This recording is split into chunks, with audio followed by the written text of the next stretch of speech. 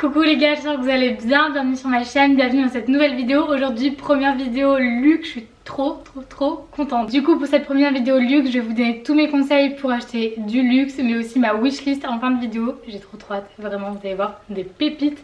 Donc j'ai mon tel avec moi parce que j'ai pris des petites notes et je voulais vraiment rien oublier. Vraiment pour faire une vidéo complète, bien sûr c'est à mon échelle, c'est en fonction de mon expérience et de ce que j'ai pu apprendre, de ce que j'ai pu voir. Donc voilà, en aucun cas je suis une pro du luxe, c'est vraiment à mon échelle. Du coup on commence avec les conseils, j'en ai plusieurs à vous donner. Le premier conseil que je peux vous donner, je pense que ça va paraître évident pour certains, c'est acheter de la seconde main. Donc de la seconde main, vous pouvez en trouver sur beaucoup de sites maintenant. Vous pouvez en trouver déjà en physique dans les friperies, dans des dépôts ventes. Au niveau des dépôts ventes, vous en avez pas mal, surtout sur Paris. Vous avez Bailux qui a aussi un e-shop. Au niveau des e-shops, vous avez pas mal de choix. Vous avez V-Dressing, Vestiaire Co qui sont vraiment ciblés et spécialisés dans le luxe. Vous avez également Vinted, c'est pas forcément leur cible, mais vous avez quand même des pièces de luxe hyper intéressantes à choper. Faites attention à Vinted parce qu'il n'y a pas forcément de contrôle en fait. Faites attention à l'authenticité, d'avoir le certificat. Enfin voilà, il y a beaucoup de choses à vérifier parce que je sais que sur Vestiaire Co et sur V-Dressing il y a un tri qui est fait en fait.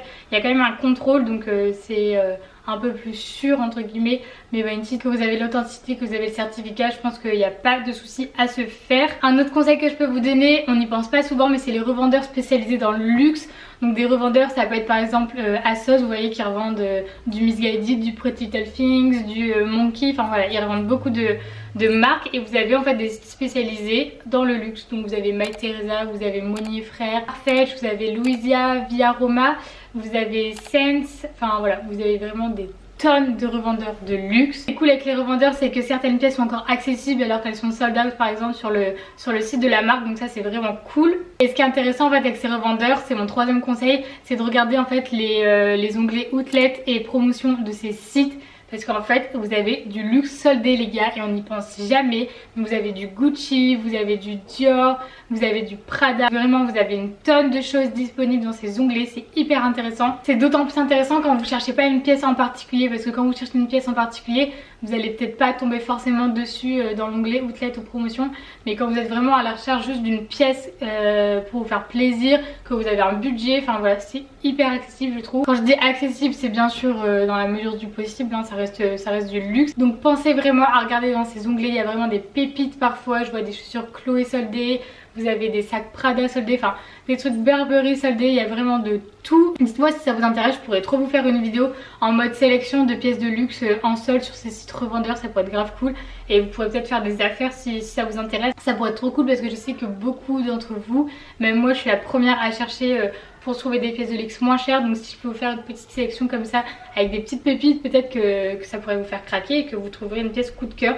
Donc à voir, dites-moi dans les commentaires si ça pourrait vous intéresser. Quatrième conseil que je peux vous donner, c'est faire les ventes privées. Les ventes privées vous en avez sur beaucoup de sites aussi. Vous avez par exemple Collector Square, donc j'y vais assez régulièrement, c'est trop sympa je trouve de voir un peu les prix parce qu'il y a des prix hyper intéressants. Donc Collector Square ils proposent des ventes privées, mais ils ont aussi un e-shop qui est accessible toute l'année avec des pièces bien sûr vintage. Toutes les pièces sont vérifiées par des experts, donc c'est hyper intéressant parce que vous savez que votre pièce est authentique, qu'il n'y a aucun problème à ce niveau là. En plus c'est gratuit pour accéder aux ventes privées, vous avez juste à vous inscrire, donc franchement zéro excuse, c'est trop cool. Toujours au niveau des ventes privées, si vous avez des connaissances dans le luxe, des amis, de la famille qui travaillent dans une maison, c'est hyper intéressant de leur poser la question s'ils ont accès à des ventes privées, parce que beaucoup de vendeurs et beaucoup de personnes qui travaillent en fait dans ce milieu ont accès à des ventes privées.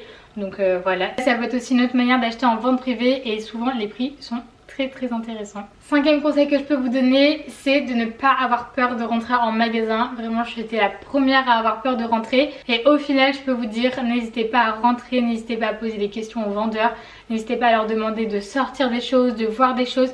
N'ayez pas peur parce que je sais qu'il y a beaucoup de choses qui sont pas exposées et souvent c'est les choses les plus chères qui sont exposées. Je pense qu'il faut pas avoir peur de parler budget. C'est vrai que c'est hyper tabou en France, mais on s'en fout en fait, c'est votre argent, c'est vous qui allez porter la pièce, c'est vous qui allez payer les gars, donc franchement n'ayez pas peur. Dans le même esprit de ce que je viens de vous dire, je vous conseille vraiment de privilégier l'expérience client quand c'est possible, bien sûr, vraiment quand c'est possible, parce que après c'est pas possible, c'est pas possible. Je trouve ça beaucoup plus agréable, même si au final ça change pas grand chose, vous allez payer votre pièce et vous allez repartir chez vous avec votre achat, mais je trouve ça quand même hyper agréable et toujours sympa, surtout si c'est un premier achat, je sais pas. J'ai vraiment vraiment une expérience client et un souvenir que vous n'oublierez pas, surtout si c'est votre première pièce. Donc je trouve ça vraiment sympa à faire. Après c'est sûr que si vous trouvez votre pièce soldée sur un site revendeur et que vous la trouvez au prix normal sur le site et en boutique, vous allez forcément pas acheter en boutique.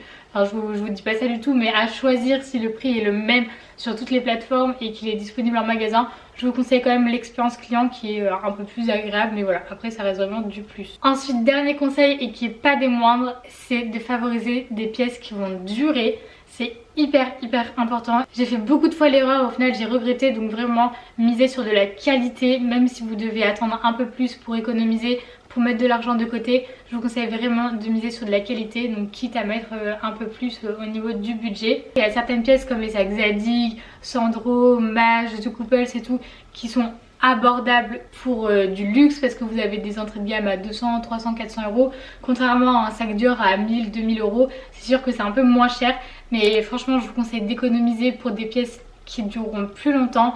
Pour 200 euros de plus vous pouvez avoir un Vuitton, donc voilà, je vous conseille vraiment de miser sur de la qualité quitte à économiser un peu plus en fait. On passe à la deuxième partie de cette vidéo et qui est ma préférée clairement. On va passer à ma wishlist. Donc j'avais fait ma petite liste de ce que je trouvais sympa. Je vais tout vous dire, c'est vraiment pépite. Bon, ce qui est tout en haut de ma liste, je pense que ça va pas vous étonner, je vous saoule avec depuis je sais pas combien de temps. C'est le Prada Nylon, donc c'est la réédition de 2000.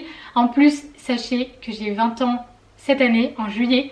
Donc vous voyez, réédition 2000, je suis née en 2000, j'ai 20 ans cette année. Vous avez compris les bails, je l'adore, vraiment je le trouve magnifique dans toutes les couleurs. Mais mon favori ça reste quand même le camel, que je trouve canon. Ce que j'aime beaucoup aussi en ce moment c'est la pochette Vela de chez Prada, donc elle est en nylon aussi dans le même style que le sac. Mais j'aime beaucoup aussi celle-ci de chez Céline que je trouve trop canon. Elles sont assez abordables pour du luxe et je les trouve vraiment canon pour cet été. Surtout la pochette Vela, elle existe en plusieurs couleurs, je la trouve pépite. Quelque chose que j'aime beaucoup aussi au niveau des baskets, c'est les speed trainers de chez Balenciaga. Je les adore depuis des années. Je les trouve magnifiques mais pas les toutes simples. J'aime beaucoup les noirs avec la semelle rose. Je vous mettrai la photo juste ici. Ma caméra elle a coupé, elle m'a grave pas respecté. Au niveau des baskets, j'aime beaucoup aussi celles de chez Prada. C'est des baskets blanches toutes simples, vous allez me dire plateforme, mais je les trouve hyper efficaces et je pense que c'est une pièce que vous pouvez garder longtemps. Ensuite, une autre chose qui me fait craquer, c'est chez Tiffany. C'est ma marque de joaillerie préférée. C'est un collier avec le petit cœur, il est vraiment tout simple. C'est le même cœur que celui que j'ai sur mes bracelets. Je sais pas si vous allez voir. Ça c'est le gros, ça ma mère, je lui ai piqué. Et ça c'est le petit que Mato m'avait offert à mes 18 ans. Et du coup vous voyez c'est le collier avec le petit cœur comme ça. Et je le trouve vraiment adorable. J'aime beaucoup celui aussi avec la clé. Donc vous avez le cœur et juste la petite clé qui rappelle bien l'esprit de Tiffany. Je le trouve trop mignon. Une autre grosse pièce qui me fait beaucoup craquer, c'est vraiment une grosse pièce, c'est le Alma bébé de chez Vuitton.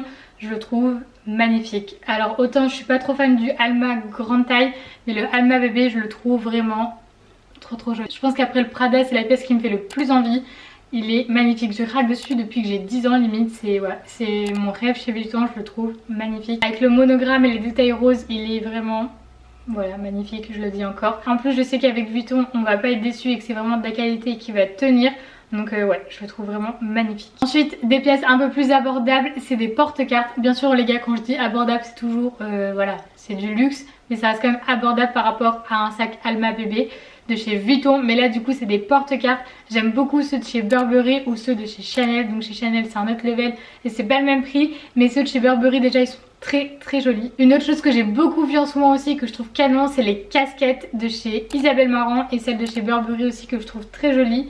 Donc voilà, en plus il me semble qu'elles sont pas si chères que ça. Après c'est assez cher pour une casquette bien sûr, mais bon pour des pièces de luxe je trouve ça quand même assez abordable. Du coup voilà, c'est tout pour cette vidéo, j'espère que ça vous a plu et que vous avez bien aimé parler de luxe avec moi. En tout cas dites-moi en commentaire les pièces qui vous font envie, ça m'intrigue de ouf, j'ai trop envie de savoir. On se retrouve sur Instagram comme d'habitude, ça change pas, je vous fais des stories et des posts tous les jours. Donc si vous voulez voir mon quotidien, ça se passe ici. Je vous fais des gros bisous les gars, merci pour tout, vraiment je suis hyper contente, on a passé les 1000. Je suis choquée, vraiment merci, j'ai pas les mots. Je vous fais des gros bisous, on se retrouve dimanche pour une autre vidéo, j'espère que je vous décevrai pas. Je vous fais des gros bisous, profitez bien de votre mercredi.